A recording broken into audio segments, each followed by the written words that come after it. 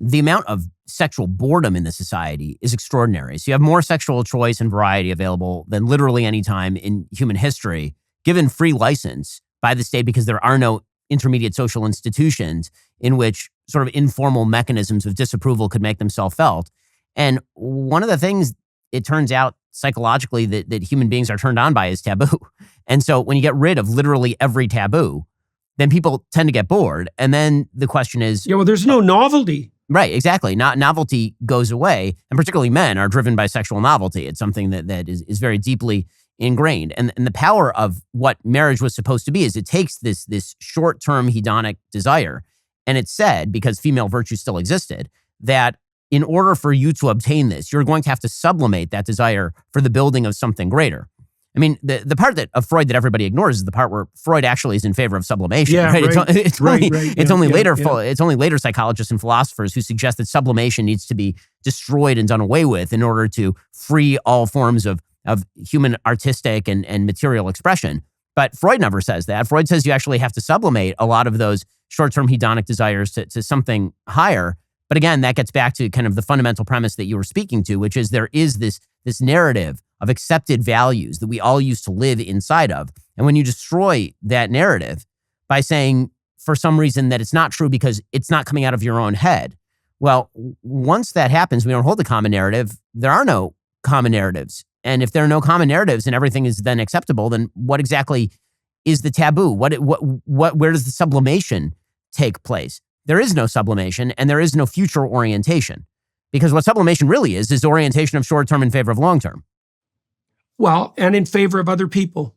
Right. So it's long-term plus the social. Yeah, well, so you can do that. You can think about this technically as well. If there's no uniting narrative, here's the necessary consequences. First of all, there's no higher order superordinate aim.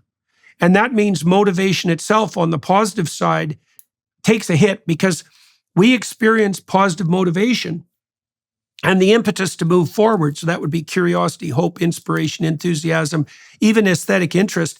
We experience that only in relationship to an aim.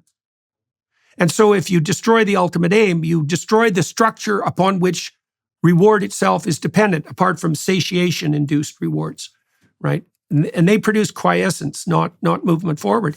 Okay, so you lose positive emotion. Then you multiply negative emotion.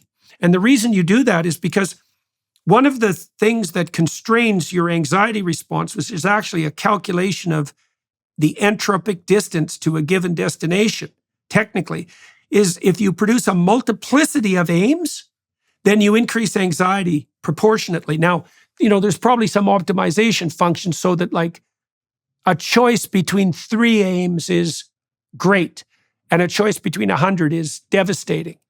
Okay, so that's 2 things that happens when the unifying overarching theme disappears.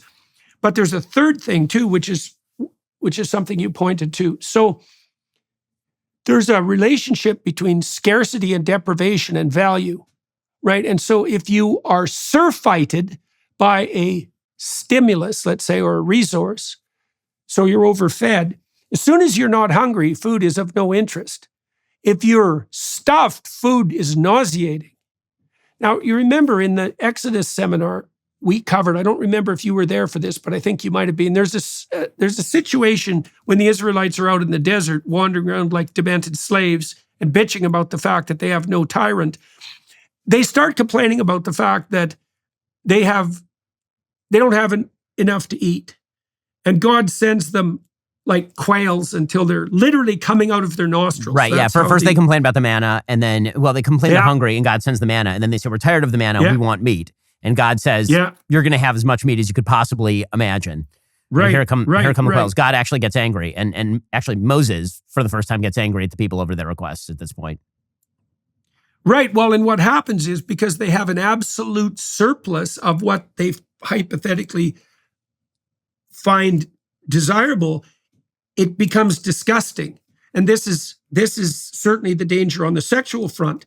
We're experiencing a lot of global instability as we plunge into primary season, like no shipping in the Red Sea, like continuing inflation that's setting in on your savings. Well, you should protect your savings. It's not too late to diversify an old IRA or 401k into gold. Birch Gold Group can help you with that. I diversify, you should too. That is the smart way to do things. Birch Gold can help you create a well thought out and balanced investment strategy. They'll help you convert an existing IRA or 401k into an IRA in gold without paying a penny out of pocket. Diversify into gold today. Just text Ben to 989898 for a free info kit. With an A+ rating with the Better Business Bureau, countless 5-star reviews, thousands of happy customers, I encourage you to arm yourself with the knowledge of diversification through precious metals. Text Ben to 989898. Claim your free info kit. Protect your savings with gold. Again, diversification is just smart business strategy. Protect your savings today. Inflation eats it up. Bad government policy eats it up. Gold can help protect you. Text Ben to 989898 today to get started.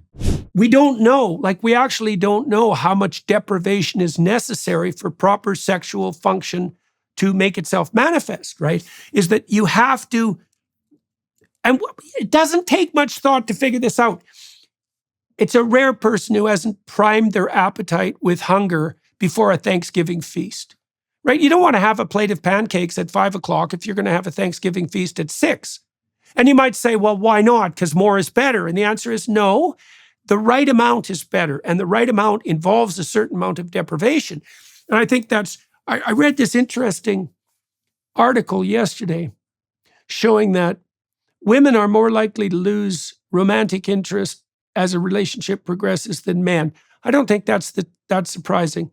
They're higher in trait neuroticism, so they're more likely to experience negative emotion. And then women have more, their response to sexuality is more multidimensional than men because the risks are higher. In any case, one of the ways around that is for men and women in a marriage to stay apart from each other for periods of, these researchers looked at 8 hours. If you get some distance, the desire reemerges. And then you were talking about novelty. And so this is pretty interesting too. So you said men will chase novelty in a sexual relationship. Well, I think part of what is incumbent on married individuals is to figure out how to keep that novelty alive, right? So that means that each of them have to be transforming. And I think the best way to do that is in relationship to a spiritual pursuit. And then I think women also want novelty, but the novelty they're looking for in men is probably more multidimensional and performative, right? Because women are hypergamous and they like men who are above them in the hierarchy of status, let's say, or ability, likely ability.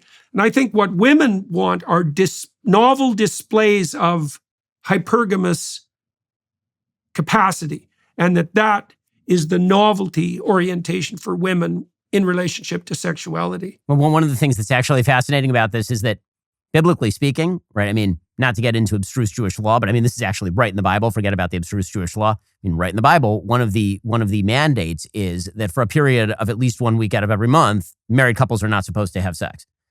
Right? This is right in the Bible. So one of the purposes of that, presumably, would be to create the scarcity and the novelty that you're talking about. Because if you're married, then obviously there's tremendous availability of sex. I mean, contra every single weird public opinion out there, married people tend to have sex significantly more than single people, and it is not particularly close. But theoretically, the scarcity goes away, the novelty goes away, and then so does the romance. Yeah. And so the Bible literally says, that's a danger anyways. That's a danger. Right. And so the Bible literally says, 1 week out of the month, minimum, you're toast. You can't do anything during this particular week. And I think that, again, there's a good rationalistic, and there's a good way, I shouldn't say rationalistic, because there's a reason for it, but it's something that inherited wisdom over time is sort of the message of the Bible. And I think that's, not knowing why you do the thing, but you do the thing and then it works, is in some ways much of what we're talking about, because that's the story of what works is the story, right? That's what we're really talking about at the end of the day. Are you tired of the lies and the twists of the mainstream media talking points? Yeah, me too. Join me in my newest series, Fact, where I dismantle and bring truth to this tiring mainstream agenda.